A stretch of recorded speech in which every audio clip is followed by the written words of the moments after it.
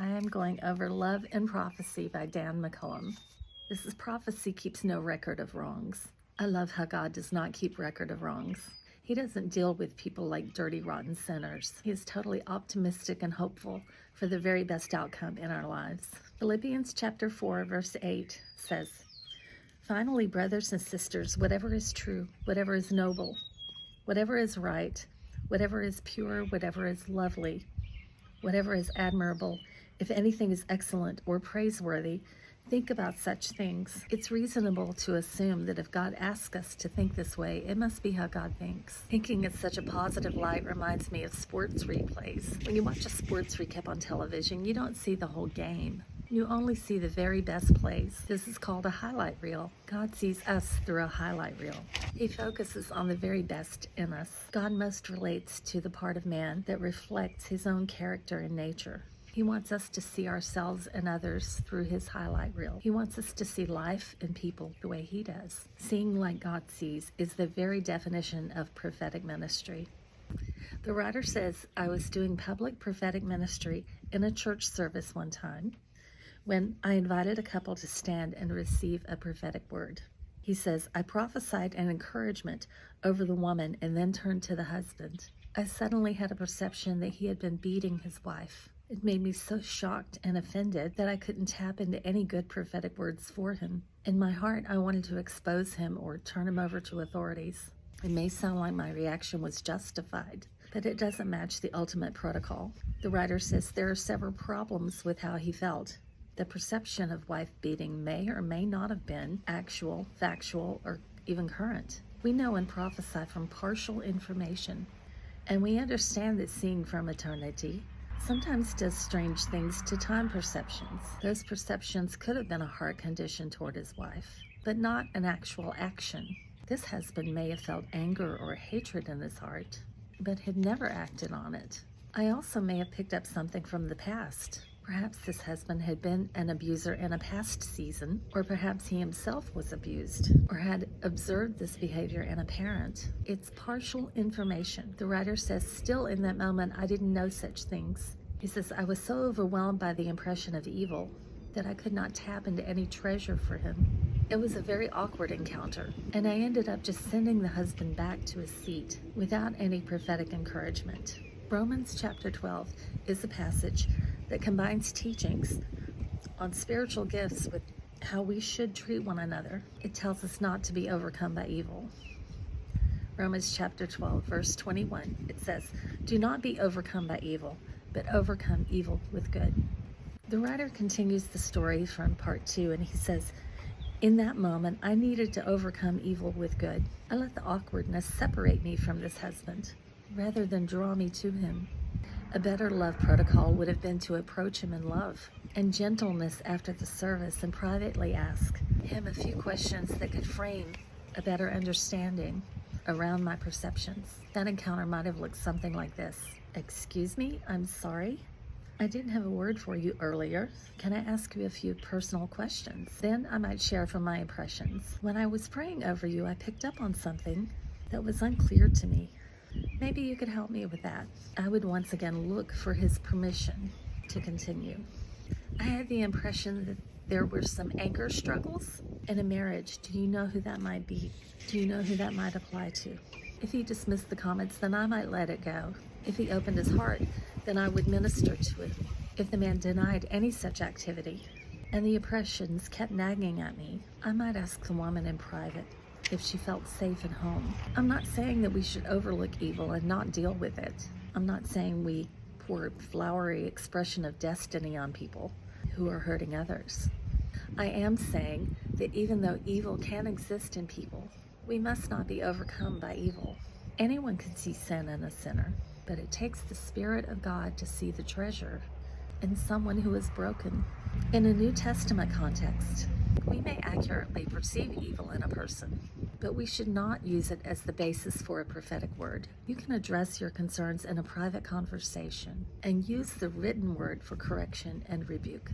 The purpose of the prophetic is encouragement and comfort, and love's protocol does not keep a record of wrongs. The writer says, years ago, I was invited to minister in a maximum security prison in Midwestern United States. The night before the meeting, I had a prophetic dream where I was laying on a metal bed in a prison cell. A man pounded on the door to the cell, trying to break in to sexually abuse me. I woke up startled the next day, the writer says. I walked into the prison, and sitting right there before me was the man I saw in my dream the night before. I followed love's protocol and pulled him aside after the meeting. The writer says, I started a conversation with him. The writer says, I had a strange dream last night, and I think you were in it. He looked at me in surprise, but also appeared intrigued. So I continued. I dreamt that someone was trying to press into my room to try to abuse me. And I wonder if anything like that happened to you. He looked up into my eyes and began to tear up. No, he replied. I pressed a little farther. Have you ever done that to someone else? There was a moment of silence, and he began to cry. That's why I'm in prison. The writer says, I continued. That's why God showed me this dream. You have been haunted by the terrible things you did in the past, but you can be forgiven and clean. God loves you and wants you to accept his forgiveness. That man cried out to God for forgiveness and gave his life to Jesus. The prophetic dream was not a prophetic word. It was insight and understanding into this man's life context. The prophetic word was about love and forgiveness, not a record of wrongs. Such prophetic insights should not be shared publicly, but addressed privately with love and gentleness. Never make the evil you see the focus of what you say. Overcome evil with good. God never lets what he perceives in a person keep him from loving them or seeing potential in them. John chapter 6, verse 64 says, For Jesus knew from the beginning who they were, who did not believe, and who it was that would betray him. He knew that Judas would betray him, but still entrusted him with the same power and authority as the other disciples. He offered Judas communion with his own body and blood. He gave Judas a chance.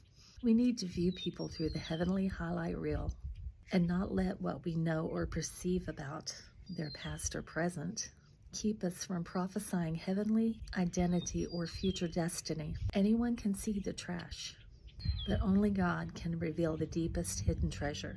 The writer shares, when I was a child, I used the negative perceptions I saw and felt in the spirit to separate me from people and places. I later discovered that these sensitivities were an untrained form of spiritual discernment.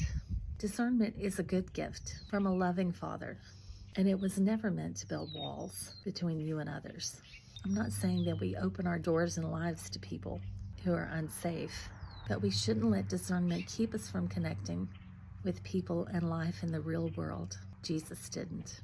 The writer continues and says, many people suffer from their own diagnostic discernment. They let whatever evil they perceive in people and the world around them keep them isolated and uncomfortable. He says, I wonder if some people who have been diagnosed with demophobia, which is fear of crowds, or agoraphobia, which is fear of public spaces, actually have a gift of discerning of spirits without the understanding of how to use it. Diagnostic discernment is like a prophetic warning system, telling a person that something is not right. Untrained people often don't know how to interact with those types of perceptions, and so isolate themselves from places where that kind of stimulation can occur. Jesus certainly had diagnostic discernment. He knew what was in the heart of every man. He did limit his trust in some, but not his love. John chapter 2, verse 24 says, But Jesus would not entrust himself to them, for he knew all people. It's certainly okay to set appropriate boundaries through what we discern. That is proper use of the gift. There are times when you know negative information about someone by knowledge, experience, or through a conversation. There are other times when this information comes from the Spirit through diagnostic discernment. Love is aware, but it doesn't keep record of wrongs. It doesn't treat people as their sins deserve. Mature believers bring impressions of discernment into subjection within appropriate guidelines and boundaries. They give every person an opportunity to be prophetically encouraged and impacted. Never let what you know or discern in someone keep you from love or prophecy. Jesus is the great transformer and deliverer. Jesus is the great example of loving beyond his discernment. The Father has a heart of love for all broken humanity. Prophetic maturity digs deep into the love of the Father and speaks to every person the treasures of what has been or what could be. Prophecy keeps no record of wrongs.